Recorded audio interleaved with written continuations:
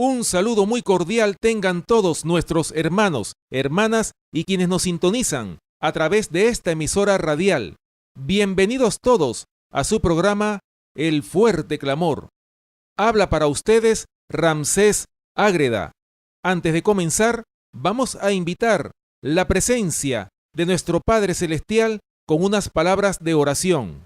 Padre nuestro que estás en el cielo, gracias te damos, Señor, por esta oportunidad de poder transmitir este programa para todas aquellas almas que tengan hambre y sed de tu palabra. Permite que tu Santo Espíritu sea nuestro Maestro y que cada palabra que se hable sea dirigida por tu Santo Espíritu. Gracias, Señor, por esta oportunidad que tú nos das y permite que todas aquellas almas que necesitan de tu palabra puedan recibir palabras que tengan sabor de vida para vida. Todo esto te lo pedimos en el nombre y por los méritos de nuestro Señor y Salvador, Cristo Jesús. Amén. Hoy en nuestro programa hablaremos sobre el tema La Iglesia y su historia, parte número 3. Recuerden nuestro punto de contacto, el correo electrónico elfuerteclamor@hotmail.com. Así que les invitamos en sus hogares a abrir sus Biblias para que juntos podamos estudiar este maravilloso mensaje. Bien, hermanos y hermanas que nos escuchan, estamos hoy presentando la parte número 3 de este maravilloso tema de estudio bíblico, como lo es la Iglesia y su historia.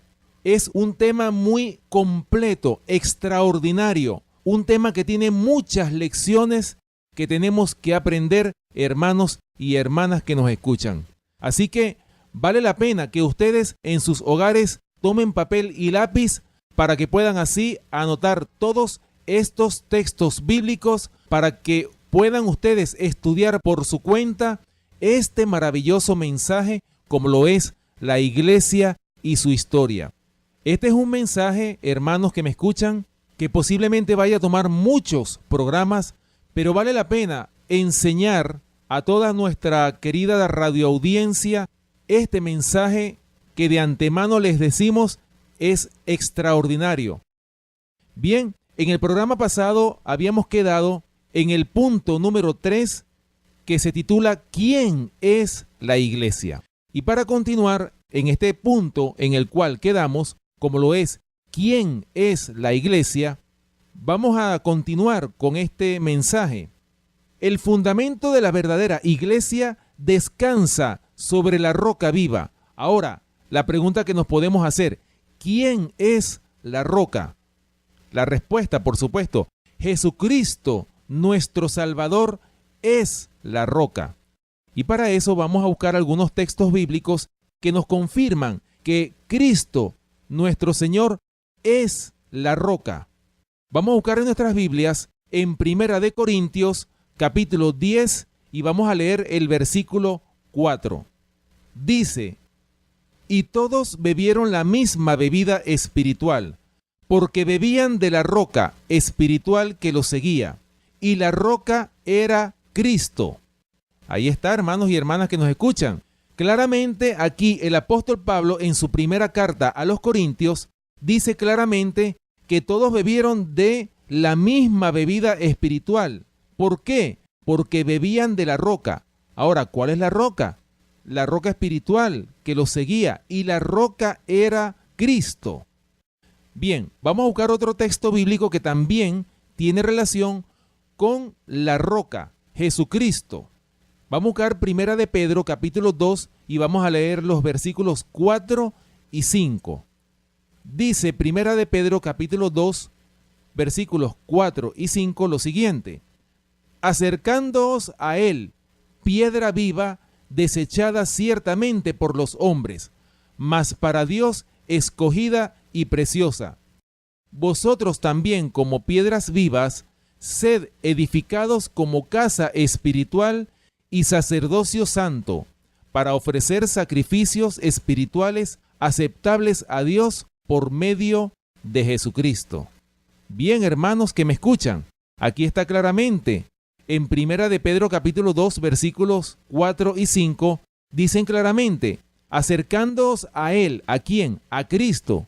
Y dice piedra viva, desechada ciertamente por los hombres. Oiga, hermanos, que me escuchan, esto es algo muy cierto, como lo dice aquí Primera de Pedro capítulo 2, versículos 4 y 5, que esa piedra viva, el cual es Cristo, dice desechada ciertamente por los hombres. Fíjense en este detalle tan importante, hermanos y hermanas que me escuchan.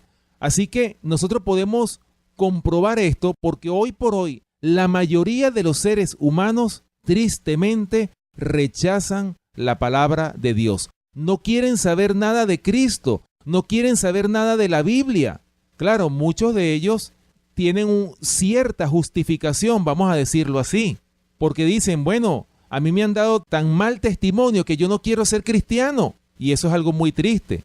La culpa de eso, por supuesto, la tienen muchos de nuestros hermanos y hermanas de diferentes corrientes religiosas que dicen que son cristianos, pero con los hechos niegan que son cristianos. Y por eso es que hay muchas personas que dicen, bueno, para yo ser como ese cristiano, yo prefiero quedarme en el mundo. Claro, hermanos y hermanas que me escuchan y usuarios en general, no es motivo de justificación que uno se agarre de ese mal testimonio para uno decir, bueno, yo voy a continuar en el mundo. No, hermanos, el Señor está invitando a ustedes, a nosotros, para que vayamos a Él, para que hagamos un pacto de obediencia con el Señor, para que realmente podamos entregar nuestras almas a Cristo, para servirle a Él en espíritu y en verdad.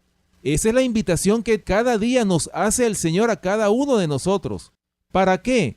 Para que podamos ser salvos. El Señor está abriendo sus brazos de misericordia para recibir a toda esta humanidad, a todos los seres humanos que hay en este mundo. Pero tristemente los seres humanos siempre tienen una excusa para decir, no, es que ahorita no puedo. Yo tengo muchas cosas que hacer. Yo no tengo tiempo para ser cristiano. Y por eso es que este versículo de Primera de Pedro capítulo 4, especialmente el verso 4, dice, acercándoos a Él, piedra viva, desechada ciertamente por los hombres. Y sigue diciendo este versículo, mas para Dios escogida y preciosa. Fíjense, esa piedra que es Cristo, mientras es rechazada o desechada ciertamente por los hombres, más bien para Dios es escogida y preciosa. Ahora, sigue diciendo el verso 5, vosotros también como piedras vivas, es decir, el Señor nos dice a nosotros que somos cristianos, nos dice que somos piedras vivas. Vosotros también como piedras vivas, sed edificados como casa espiritual y sacerdocio santo, para ofrecer sacrificios espirituales, aceptables a Dios por medio de Jesucristo. ¿Qué versículo más interesante, hermanos y hermanas que nos escuchan? Así que podemos ver ahí claramente, como lo estudiamos nosotros, ¿verdad?, que el Señor nos habla o nos dice que nosotros somos sus piedras vivas. Ahora, ¿cuál es la principal piedra del ángulo? Jesucristo. Él es la roca, Él es la principal piedra de ese edificio que constituye a la iglesia de Jesucristo. Bien, hermanos, vamos a buscar otro versículo que también habla o tiene que ver con esta roca espiritual, el cual, por supuesto, representa a Cristo. Vamos a buscar en Mateo capítulo 7 y vamos a leer los versículos del 24 al 27. Dice Mateo capítulo 7, versículos del 24 al 27 lo siguiente. Cualquiera pues que me oye estas palabras y las hace, le compararé a un hombre prudente que edificó su casa sobre la roca. Descendió lluvia y vinieron ríos y soplaron vientos y golpearon contra aquella casa y no cayó porque estaba fundada sobre la roca. Pero cualquiera que me oye estas palabras y no las hace, le compararé a un hombre insensato que edificó su casa sobre la arena. Y descendió lluvia y vinieron ríos y soplaron vientos y dieron con ímpetu contra aquella casa y cayó y fue grande su ruina. Fíjense, hermanos y hermanas que me escuchan, qué interesante estos versos que acabamos de leer. En Mateo, capítulo 7, versículos del 24 al 27. Fíjense, hermanos y hermanas que me escuchan, el Señor aquí está comparando a dos clases de cristianos, aquellos que oyen la palabra y la obedecen, y también aquellos que oyen la palabra de Dios y no la obedecen. El que la obedece es comparable, como lo dicen estos versos de Mateo capítulo 7, a un hombre prudente que edificó su casa sobre la roca. Es decir, el que edifica sobre la roca es aquel, por supuesto, que es obediente a la palabra, oye la palabra y la obedece. Ese es el que edificó su casa sobre la roca. Ahora, ¿sobre cuál roca? Por supuesto, sobre Cristo, nuestro Salvador, porque Cristo es la roca. Ahora, el Señor también dice que aquellos que oyen la palabra y no la obedecen, los compara con aquellos que edificaron su casa sobre la arena. ¿Qué pasa cuando una construcción, una casa, un edificio se edifica sobre la arena? ¿Qué va a pasar cuando vengan los vientos, cuando venga un sismo, cuando venga la lluvia, cuando vengan los ríos? ¿Qué va a pasar contra esa casa? Por supuesto que va a caer. Pero una casa que es edificada sobre la roca, que es Cristo, aunque vengan ríos, aunque vengan vientos, aunque vengan sismos, aunque venga lo que venga, esa casa no va a caer. ¿Por qué? Porque está edificada sobre la roca y la roca es Cristo. Por eso, hermanos y hermanas que me escuchan, nosotros tenemos que estar edificados sobre la roca, sobre Cristo. ¿Para qué? Para que cuando vengan los vientos de la aflicción, nosotros podamos estar de pie y no caigamos ante las aflicciones, ante la adversidad, que podamos nosotros estar de pie. Bien, las puertas del Hades o del infierno no prevalecerán contra una iglesia edificada sobre la roca. Es decir, hermanos, las puertas del Hades. ¿Qué es el Hades? El sepulcro, que también se le llama como sinónimo el infierno.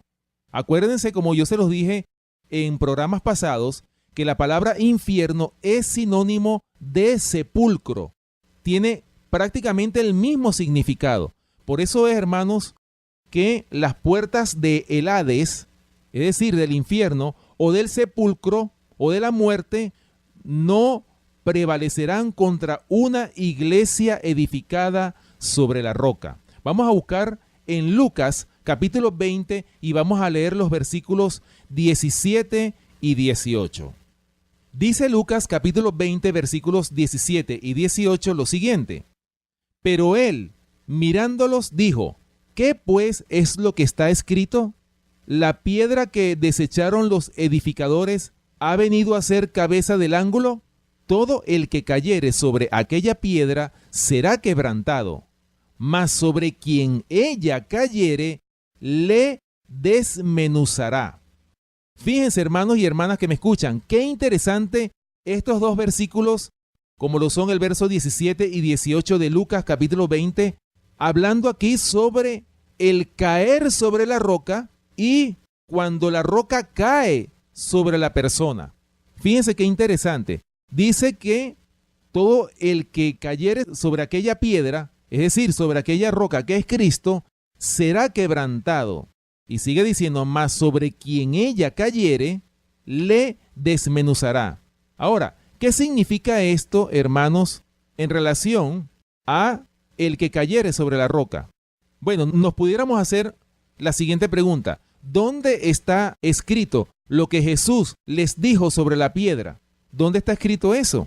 Porque ciertamente podemos ver nosotros aquí, hermanos y hermanas que me escuchan, el Señor, cuando dijo, ¿qué pues es lo que está escrito? ¿A qué escrito se refirió nuestro Señor Jesucristo? Vamos a buscarlo. En el Salmo 118, versículo 22, ahí está lo que les dijo el Señor Jesucristo a los discípulos, a las personas que estaban preguntándole a Él, en relación a lo que Él estaba predicando sobre la roca. Vamos a buscarlo. Salmo 118, versículo 22. Dice, la piedra que desecharon los edificadores ha venido a ser cabeza del ángulo. Ahora, vamos a entonces, hermanos, a explicar qué significa entonces la pregunta que nos habíamos hecho inicialmente. ¿Qué significa caer sobre la roca? ¿Y qué significa que la roca caiga sobre uno o sobre nosotros? ¿Qué significa que la roca caiga sobre nosotros? Bueno, vamos a analizar estos dos puntos de vista. Primero, ¿qué significa caer sobre la roca? Es cuando un ser humano se arrepiente de sus pecados, se humilla ante la presencia de nuestro Señor y Salvador Jesucristo. Ahora, ¿qué significa que la roca caiga sobre el ser humano? Eso significa que la roca, que es Cristo, si ese ser humano no se arrepiente de sus pecados, esa roca va a caer finalmente sobre él y lo va a desmenuzar. ¿Qué significa eso, hermanos? Bueno, si alguien no se arrepiente de sus pecados, si cualquiera que no abandone sus pecados, finalmente, ¿qué va a pasar con él? Se va a perder, va a ir a la muerte y confusión perpetua, va a ser desmenuzado, no va a existir más, va a sufrir la muerte eterna, en otras palabras. Eso significa que la roca caiga sobre esa persona, es decir, va a caer sobre aquellos que no se arrepintieron de sus pecados. Pero aquellos que se arrepientan de sus pecados son aquellos que van a caer sobre la roca, se van a humillar ante la presencia de nuestro Señor y Salvador Jesucristo. Eso es lo que significa caer sobre la roca. Esa es la explicación de estos versículos que habíamos leído anteriormente, como lo es Lucas capítulo 20, versículos 17 y 18, y el Salmo 118, versículo 22. Hablando de la roca y de las piedras, porque sabemos que la iglesia de Cristo está formada, ese templo espiritual está formado por piedras vivas. Fíjense, hermano, hablando del templo judío, el templo judío fue construido con piedras labradas que se sacaron de las montañas, y cada piedra era preparada para su lugar en el templo, labrada a escuadra, pulida y probada antes de ser transportada a Jerusalén. Ahora, cuando todas esas piedras se encontraron sobre el terreno, la edificación se hizo, hermanos, sin que se oyera el ruido de un hacha o de un martillo. Esta edificación representa el templo espiritual de Dios, compuesto de materiales traídos de todas las naciones, lenguas, pueblos y clases sociales, grandes y pequeños, ricos y pobres, sabios e ignorantes. No se trata, hermanos, de sustancias inertes que deban ser trabajadas por medio del martillo o el cincel.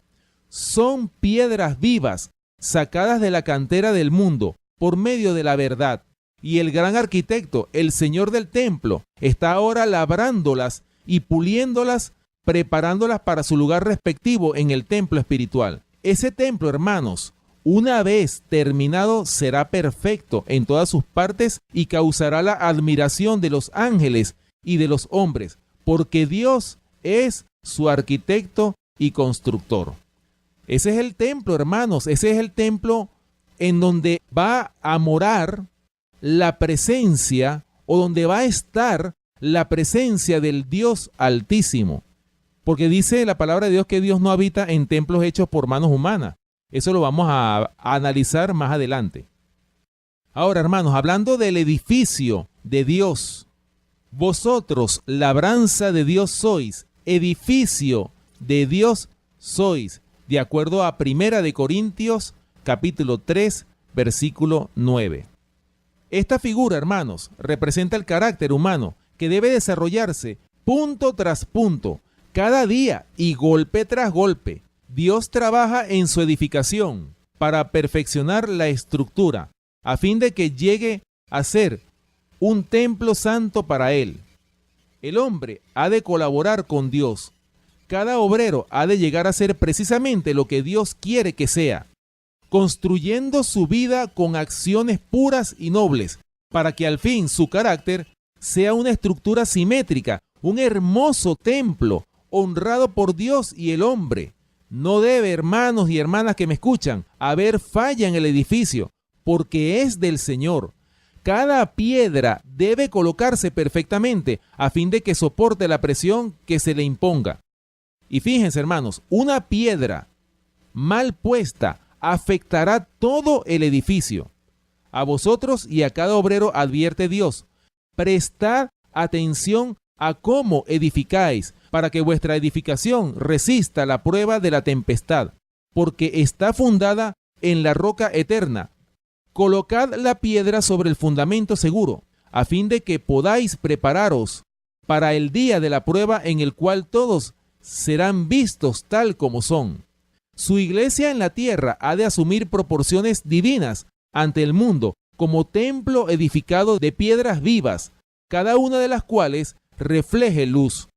Ha de ser la luz del mundo, como una ciudad asentada sobre una montaña que no puede ocultarse.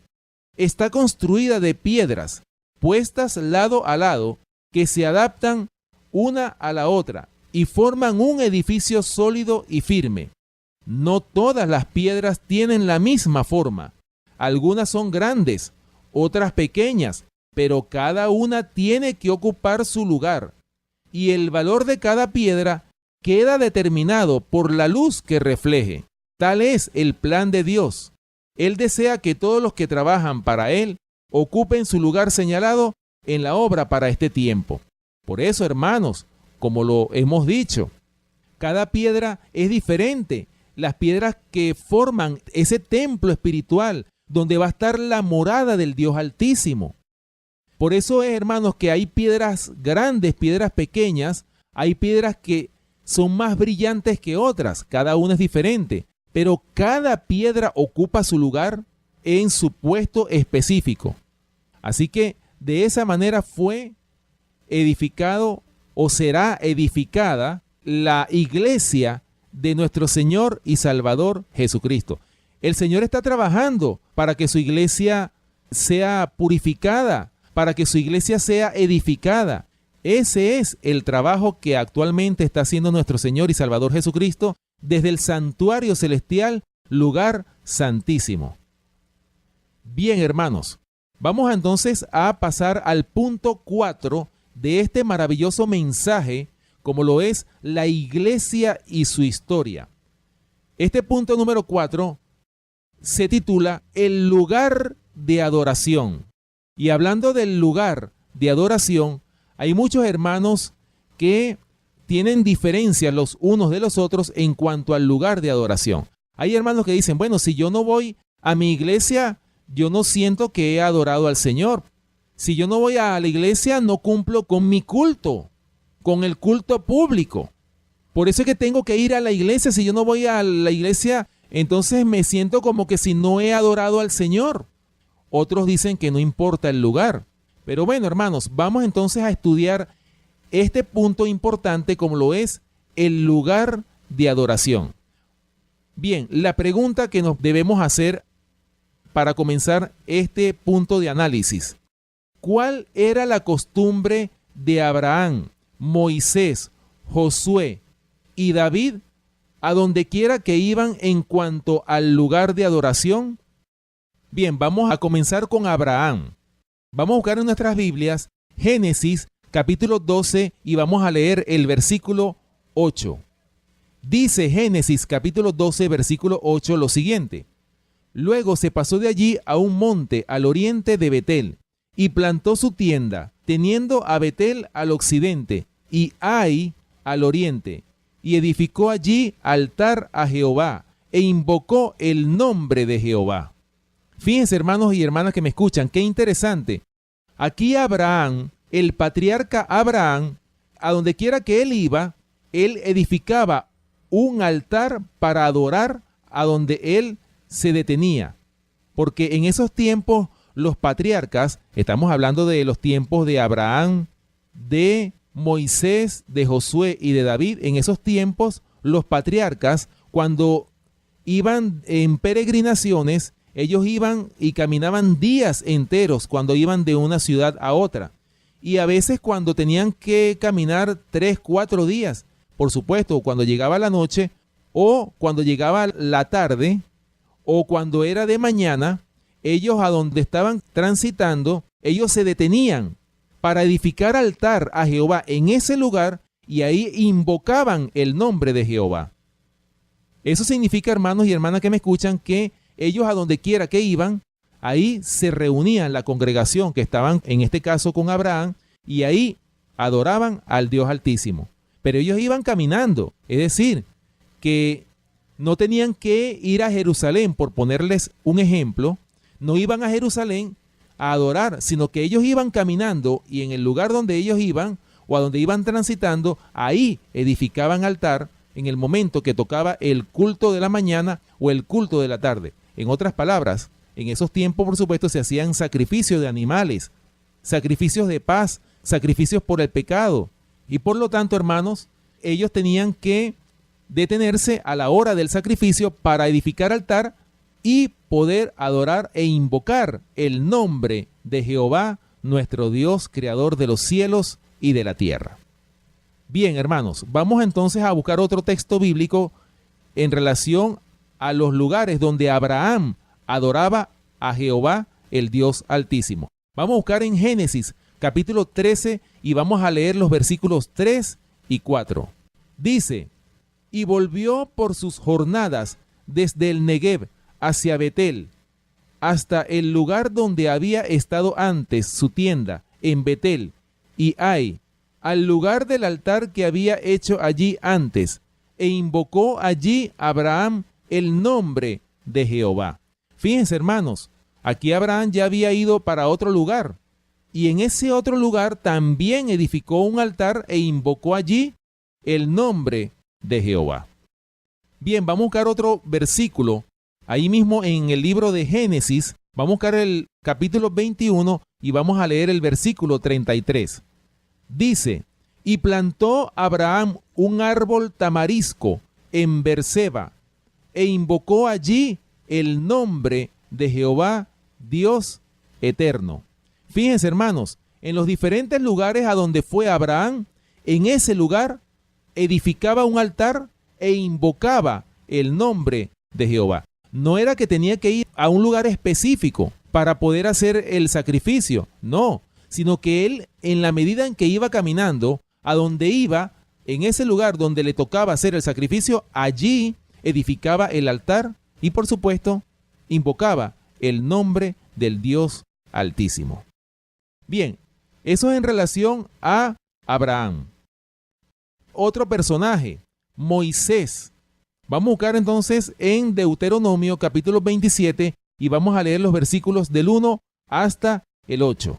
Dice Deuteronomio capítulo 27 versículos del 1 al 8 lo siguiente: ordenó Moisés con los ancianos de Israel al pueblo diciendo: guardaréis todos los mandamientos que yo os prescribo hoy, y el día que pases el Jordán a la tierra que Jehová tu Dios te da, levantarás piedras grandes y las revocarás con cal, y escribirás en ellas todas las palabras de esta ley, cuando hayas pasado para entrar en la tierra que Jehová tu Dios te da, tierra que fluye leche y miel, como Jehová el Dios de tus padres te ha dicho. Cuando pues hayas pasado el Jordán, levantarás estas piedras que yo os mando hoy en el monte Ebal, y las revocarás con cal, y edificarás allí un altar a Jehová tu Dios, altar de piedras. No alzarás sobre ellas instrumento de hierro. De piedras enteras edificarás el altar de Jehová tu Dios, y ofrecerás sobre él holocausto a Jehová tu Dios. Y sacrificarás ofrendas de paz, y comerás allí, y te alegrarás delante de Jehová tu Dios, y escribirás muy claramente en las piedras todas las palabras de esta ley. Fíjense, hermanos y hermanas que me escuchan, qué interesante cómo en este caso Moisés, cuando estuvo en el desierto, también en los lugares donde él estaba, le tocaba edificar altar a Jehová. ¿Para qué? Para hacer el sacrificio. En este caso, ¿verdad? Piedras revocadas con cal. Dicen estos versículos de Deuteronomio capítulo 27, versículos del 1 al 8. Bien, vamos a Josué. Y para ello vamos a buscar en el libro de Josué, capítulo 8, versículos del 30 al 32. Dice la palabra de Dios lo siguiente: Entonces Josué edificó un altar a Jehová, Dios de Israel, en el monte Ebal, como Moisés, siervo de Jehová, lo había mandado a los hijos de Israel, como está escrito en el libro de la ley de Moisés, un altar de piedras enteras, sobre las cuales nadie alzó hierro, y ofrecieron sobre él holocaustos a Jehová, y sacrificaron ofrendas de paz. También escribió allí sobre las piedras una copia de la ley de Moisés, la cual escribió delante de los hijos de Israel. Fíjense, hermanos y hermanas que me escuchan, qué interesante. En esta ocasión a Josué le tocó también edificar altar a Jehová en el monte Ebal, y dice claramente que ese altar lo edificó de piedras enteras, sobre las cuales nadie había alzado instrumento de hierro. Es decir, no habían sido picadas con ningún instrumento de hierro. Y también dice que ofrecieron sobre él holocaustos a Jehová y sacrificaron ofrendas de paz. Así que, hermanos, esto nos demuestra a nosotros que el lugar, el local, no es un requisito indispensable para que uno vaya a adorar al Dios Altísimo.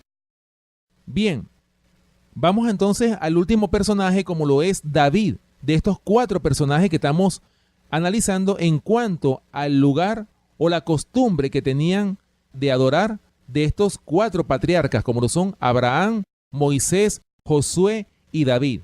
Vamos entonces a ver qué hizo el rey David en cuanto al lugar de adoración. Y para ello vamos a buscar en 2 de Samuel, capítulo 24, y vamos a leer los versículos del 21 hasta el 25. Dice la palabra de Dios lo siguiente: Y Arauna dijo: ¿Por qué viene mi señor el rey a su siervo? Y David respondió: Para comprar de ti la era, a fin de edificar un altar a Jehová, para que cese la mortandad del pueblo. Y Arauna dijo a David: Tome y ofrezca a mi señor el rey lo que bien le pareciere. He aquí bueyes para el holocausto, y los trillos y los yugos de los bueyes para leña. Todo esto, oh rey, Arauna lo da al rey. Luego dijo Arauna al rey: Jehová tu Dios te sea propicio. Y el rey dijo a Arauna: No, sino por precio te lo compraré, porque no ofreceré a Jehová mi Dios holocaustos que no me cuesten nada.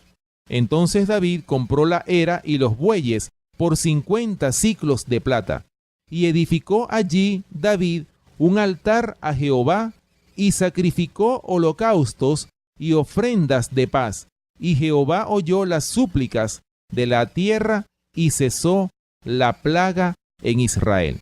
Fíjense, hermanos y hermanas que me escuchan, qué interesante lo que dicen estos textos bíblicos de 2 de Samuel, capítulo 24, los versículos del 21 hasta el 25, en relación a el lugar donde David, el rey David en este caso, iba a adorar o iba a hacer un sacrificio para que la ira del Señor, la ira del Dios Altísimo, cesara, porque el pueblo, en este caso el pueblo de Israel, estaba en iniquidad, estaba en pecado.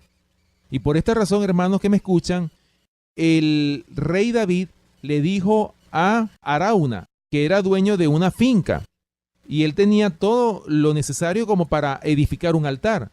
Y Arauna le dijo: no, yo te puedo dar los bueyes, te puedo dar todo gratuito. ¿Y qué le dijo David?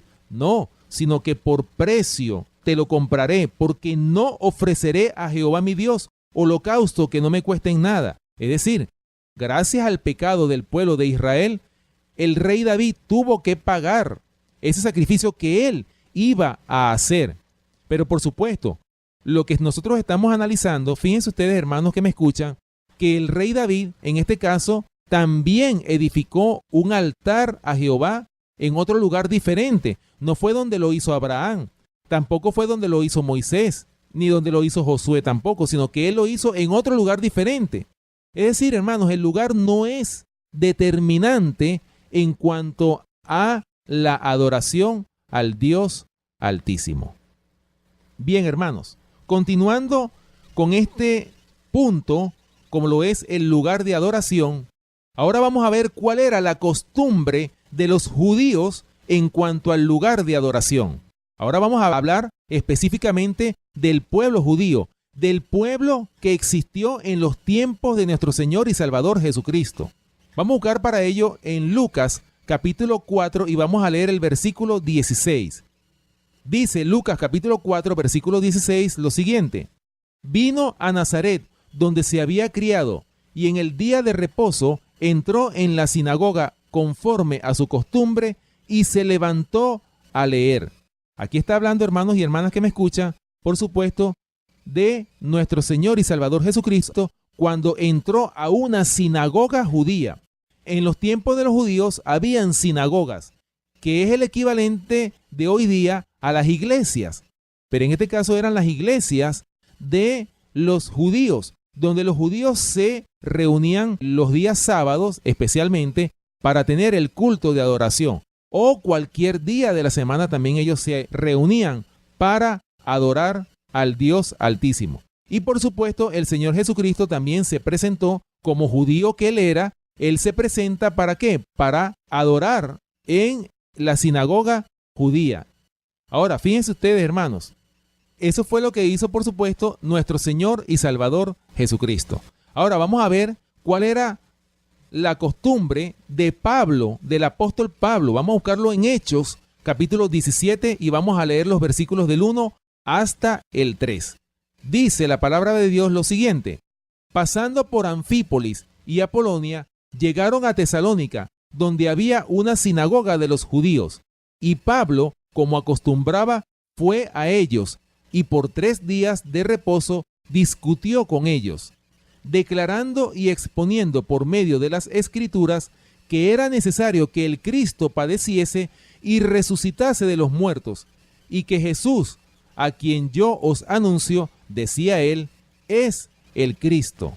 Fíjense, hermanos y hermanas que me escuchan, qué interesante. También el apóstol Pablo tenía como costumbre reunirse ¿a dónde? En la sinagoga de los judíos. O sea, él fue para allá, ¿para qué? Para reunirse con los judíos que estaban aceptando esa fe, la fe de Cristo, porque para ellos era una abominación para los judíos. Por eso es que ellos, los judíos, no entendieron lo que nuestro Señor Jesucristo les enseñó o trató de enseñarles a su pueblo en su tiempo, es decir, al pueblo judío, lamentablemente.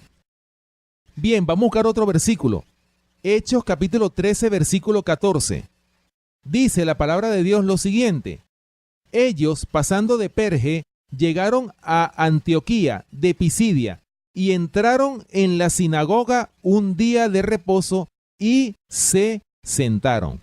Aquí claramente, hermanos y hermanas que me escuchan, el apóstol Pablo, ¿verdad? Llegaron a otro lugar, a otra sinagoga que estaba en Antioquía de Pisidia. Y ahí, por supuesto, en esa sinagoga se sentaron un día de reposo, es decir, un sábado, y se sentaron a adorar al Dios Altísimo. Ahora, hermanos, dicho esto, vamos a ver cuál es la verdadera adoración que Dios demanda de sus fieles. Y para ello vamos a buscar en Juan capítulo 4 versículos del 21 hasta el 23. Dice: Jesús les dijo: mujer, créeme que la hora viene cuando ni en este monte ni en Jerusalén adoraréis al Padre. Vosotros adoráis lo que no sabéis. Nosotros adoramos lo que sabemos, porque la salvación viene de los judíos. Mas la hora viene, y ahora es, cuando los verdaderos adoradores adorarán al Padre en espíritu y en verdad, porque también el Padre tales adoradores busca que le adoren.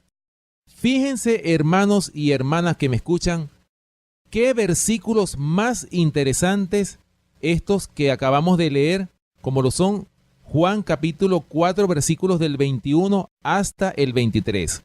Aquí el Señor Jesucristo le dice en esta ocasión a la mujer samaritana: mujer, créeme que la hora viene. Iba a llegar el momento cuando ni en este monte donde estaban ellos, que era en Samaria, ni en Jerusalén se adorará al Padre. ¿Por qué? Y les dice el Señor, vosotros, o sea, ustedes samaritanos, adoran lo que no saben. Nosotros adoramos lo que sabemos. ¿Por qué? Porque la salvación viene de los judíos. Y le dice, mas la hora viene y ahora es cuando los verdaderos adoradores adorarán al Padre en espíritu y en verdad.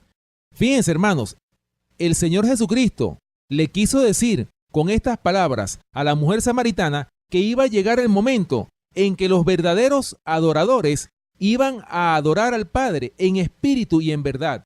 No lo iban a adorar en una sinagoga judía, sino que lo iban a adorar en espíritu y en verdad. Fíjense las dos condiciones de la adoración que el Dios Altísimo acepta. En espíritu, muchas veces uno va o hace un culto o va a una iglesia cristiana, sea de la denominación que sea, uno va a una iglesia y muchas veces el espíritu de adoración no es como Dios lo demanda realmente. Porque hay personas que lo que están es hablando, conversando las unas con las otras. Tienen a las iglesias como un club social, hermanos. Y eso es una abominación ante los ojos de Jehová. Por eso es que el Señor quiere que nosotros le adoremos en el espíritu verdadero y en la verdad. Es decir, en la sana doctrina, como lo hemos dicho nosotros en programas pasados. En la verdad que está en la Biblia. No en las falsas doctrinas que el 100% de las iglesias que existen hoy día cristianas predican, lamentablemente. Por eso, hermanos, que nosotros tenemos que escudriñar las Escrituras, como lo hemos dicho miles de veces, lo hemos dicho a través de estos micrófonos. Hemos dicho siempre que los verdaderos adoradores van a adorar al Padre en espíritu y en verdad, pero en esa verdad que está en la palabra de Dios. Esa verdad, como lo dice Juan capítulo 8, versículo 32, y conoceréis la verdad, y la verdad os hará libres, libres en el Señor Jesucristo. Claro, no libres para hacer lo que yo quiera. Es libre de toda atadura, de toda falsa doctrina, de todo mandamiento de hombres. Es libre para adorar al Dios Altísimo en espíritu y en verdad. Esa es la libertad que el Señor nos da cuando estamos en la verdad. Hermanos, pero hay muchos que están presos, están esclavos del error, lamentablemente, porque no quieren reconocer que están en el error, porque tienen un espíritu de error, aquellos que han rechazado la verdad de Dios, la verdad bíblica. Bien, hermanos, como lo sabemos, Dios no habita en templos hechos de mano. Y vamos a buscar un versículo para afirmar esto que estamos diciendo. Vamos a buscar en Hechos capítulo 17, versículo 24, para que ustedes vean, hermanos y hermanas que me escuchan, que el Señor no habita en templos hechos por manos humanas. Dios no habita en la iglesia donde usted está o en cualquiera de los templos físicos. Ese no es el lugar de su morada. ¿Dónde está la morada del Dios Altísimo? De Jehová de los ejércitos. ¿Dónde está la morada del Dios Altísimo? Hermanos, la morada del Dios Altísimo está en la santa ciudad de Dios, en la Jerusalén celestial. Ahí está la morada del Dios Altísimo. Ahora, dice Hechos capítulo 17, versículo 24. El Dios que hizo el mundo y todas las cosas que en él hay, siendo Señor del cielo y de la tierra, no habita en templos hechos por manos humanas. Ahí está, hermanos y hermanas que me escuchan. Que el Dios Altísimo, como lo dice este versículo 24 del capítulo 17 de Hechos, dice que el Dios Altísimo no habita en templos hechos por manos humanas. Él puede visitar una congregación, su presencia puede estar ahí, pero no es que habita en ese lugar, como muchos lo han afirmado, porque ya el Señor tiene su morada. Ahora, fíjense ustedes, hermanos y hermanas que me escuchan. Vamos a buscar otro texto para confirmar lo que estamos diciendo. Vamos a buscar en Primera de Reyes, capítulo 8, y vamos a leer el versículo 27. Dice Primera de Reyes, capítulo 8, versículo 27, lo siguiente. Pero, ¿es verdad que Dios morará sobre la tierra? he aquí que los cielos de los cielos no te pueden contener, cuánto menos esta casa que yo he edificado. Ahí está, hermanos, claramente lo dice la palabra de Dios.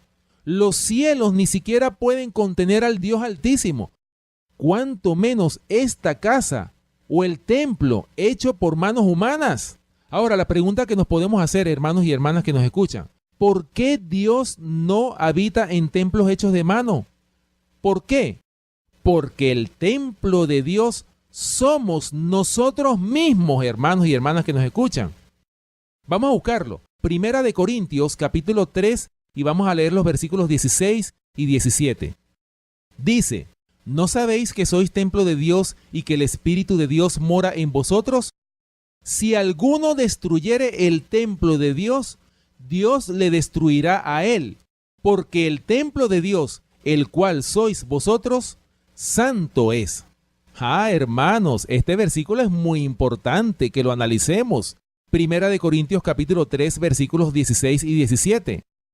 Porque fíjense, hermanos, dice claramente el apóstol Pablo, ¿no sabéis que sois templo de Dios y que el Espíritu de Dios mora en vosotros?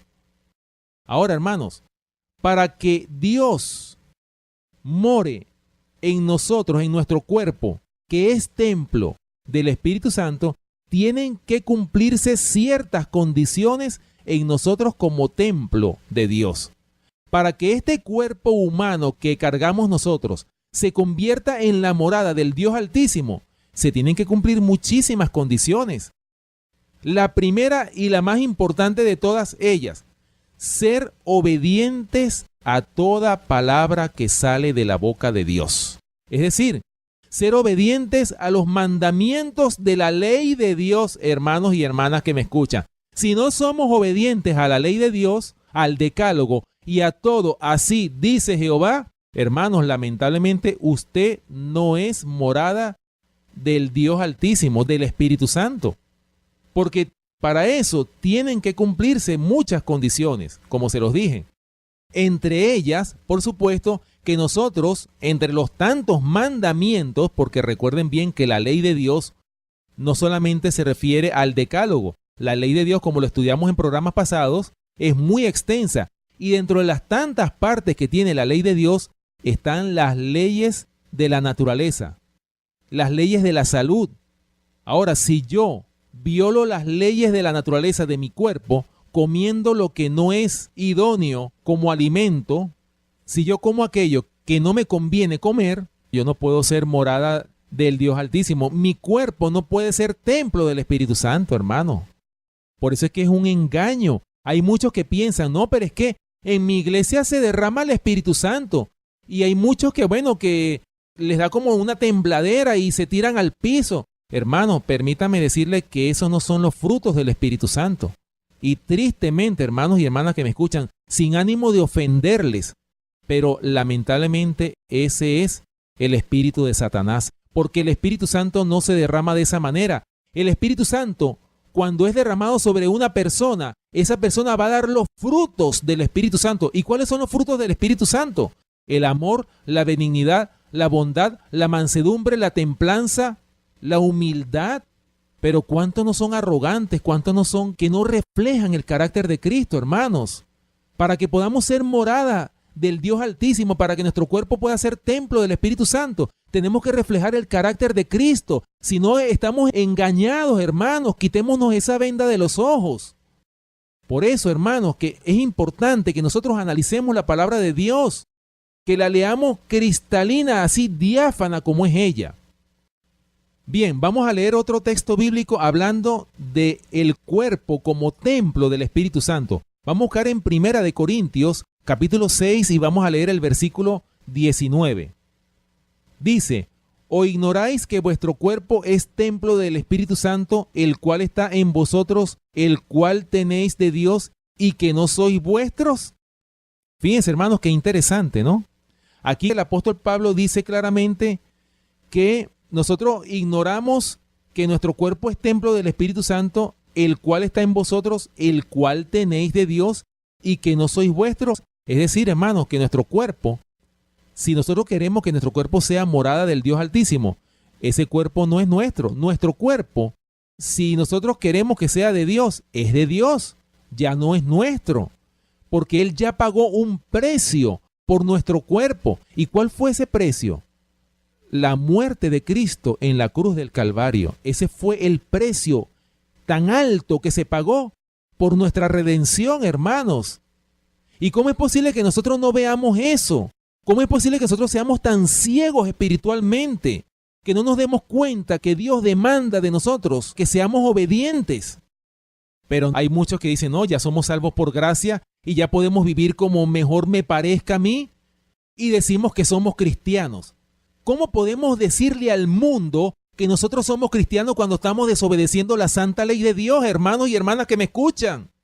Eso es un engaño satánico. Por eso es que la mayoría de las iglesias están predicando falsas doctrinas, están engañando a sus feligreses. Por eso es que tenemos que escudriñar las escrituras, hermanos y hermanas que me escuchan. Todo el tiempo lo voy a seguir diciendo a través de estos micrófonos. No podemos engañarnos. Tenemos que abrir los ojos. ¿Cuándo lo vamos a hacer? ¿Cuándo realmente vamos a quitarnos esa venda que no nos deja ver lo que Dios quiere enseñarnos realmente? Por eso es que hay muchos cristianos que no avanzan. Son los mismos enanos espirituales desde que aceptaron a Cristo. No crecen. ¿Por qué? Porque no quieren crecer, porque no quieren aceptar la verdad, porque quieren seguir con la mentira que le han enseñado en sus iglesias. Hermanos, es tiempo de que abramos los ojos. Es tiempo ya de que despertemos, porque si no despertamos, hermanos, vamos a quedar muertos eternamente y para siempre. Ya no va a haber más tiempo de gracia para que nosotros podamos cambiar, para que podamos arrepentirnos de nuestros pecados y de nuestras iniquidades, hermanos y hermanas que me escuchan. Por eso, hermanos, tenemos que tomar esto en serio. El que dice que es cristiano tiene que verdaderamente renovar los votos bautismales, el pacto que se ha hecho con el Señor. Tenemos que renovarlo. Tenemos que hacer un cambio en nuestras vidas, una reforma en nuestras vidas realmente, hermanos, para que podamos recibir las bendiciones del Dios Altísimo, para que podamos disfrutar de su gracia, de su misericordia, de su bondad, de su mansedumbre, de todos los frutos del Espíritu Santo. Y de esa manera Dios pueda derramar sobre cada uno de nosotros el Espíritu Santo de la promesa, el Consolador, para que nosotros podamos ser como los apóstoles cuando recibieron el Espíritu Santo en el Pentecostés. Así que, hermanos, de nosotros depende. Tenemos que tomar una decisión. Yo siempre se los he dicho. O tomamos el camino que conduce a la vida eterna, el cual es un camino estrecho, el cual muy pocos hallan, o nos vamos por el camino ancho, espacioso, donde la mayoría caminan, el cual conduce a la muerte y confusión perpetua. Tenemos dos caminos, hermanos. De nosotros depende la decisión que tomemos. El Señor nos ha mostrado la salvación, nos ha mostrado que tenemos acceso a la vida eterna a través de los méritos de nuestro Señor y Salvador Jesucristo. Bien, hermanos y hermanas que nos escuchan, hemos llegado al final de nuestro programa por el día de hoy. Les invitamos a que nos sintonicen la próxima semana en este mismo horario. Recuerden nuestro punto de contacto, el correo electrónico elfuerteclamor@hotmail.com.